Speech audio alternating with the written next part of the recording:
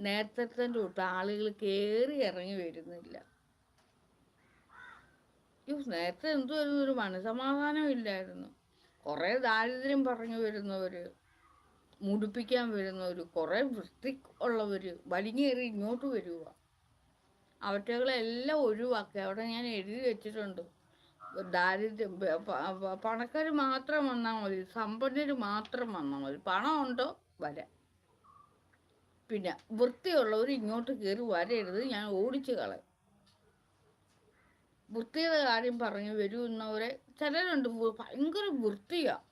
അവറ്റകളുടെ അകത്ത് കിടക്കുന്ന മൊത്തം മരവും മൂത്രവും.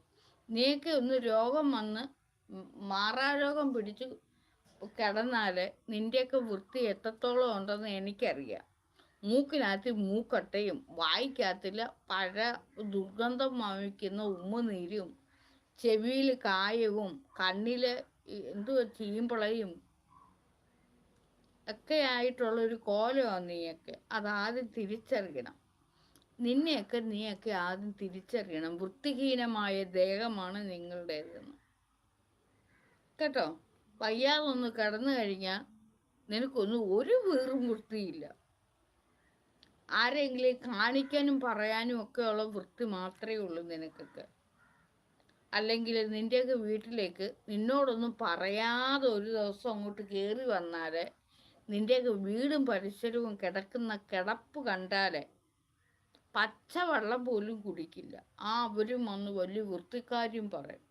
ഇനി മേലാൽ നാഗാദേവിയുടെ ക്ഷേത്രത്തിലേക്ക് വരുമ്പോൾ വൃത്തിക്കാര്യം പറഞ്ഞുകൊണ്ട് വരരുത്. ഇത് ക്ഷേത്രമാണ്. എന്താണ് ക്ഷേത്രം? ക്ഷേത്രത്തിൽ പലരും വന്നു പോകുന്നതാണ്. എന്താണിത്? ക്ഷേത്രം, വീടല്ല. ഇതെന്താണ്? വീടല്ല. വീട്ടിലേക്ക് കയറി ചെന്ന അവർ ഒരു അതിഥി വരുന്നു എന്നും പറഞ്ഞുകൊണ്ട് അവിടെയൊക്കെ പെട്ടെന്ന് ആൾക്കാരെ കാണിക്കാൻ വേണ്ടി, ആരെയോ കാണിക്കാൻ വേണ്ടി, എനിക്കറിയില്ല എന്തിനിങ്ങനെ മരണപ്രാണം പിടിച്ച് ഇങ്ങനെയൊക്കെ ചെയ്യുന്നതെന്ന്.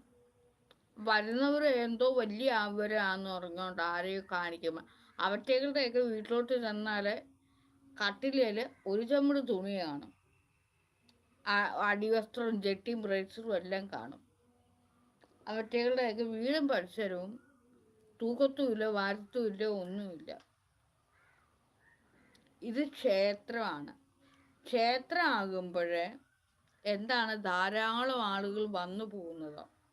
അവിടെ അന്നേരം പേപ്പറും കുപ്പയും ഭക്ഷണം കഴിച്ചതിൻ്റെ അവശിഷ്ടവും ഒക്കെ കിടക്കും. അത് ചെയ്യാൻ സമയത്ത് ജോലിയുള്ളവർ ജോലി അങ്ങോട്ട് മാറി വിശ്രമാവസ്ഥയിൽ അതെല്ലാം വൃത്തിയാക്കും. അത്രയേ ഉള്ളൂ. അല്ലാതെ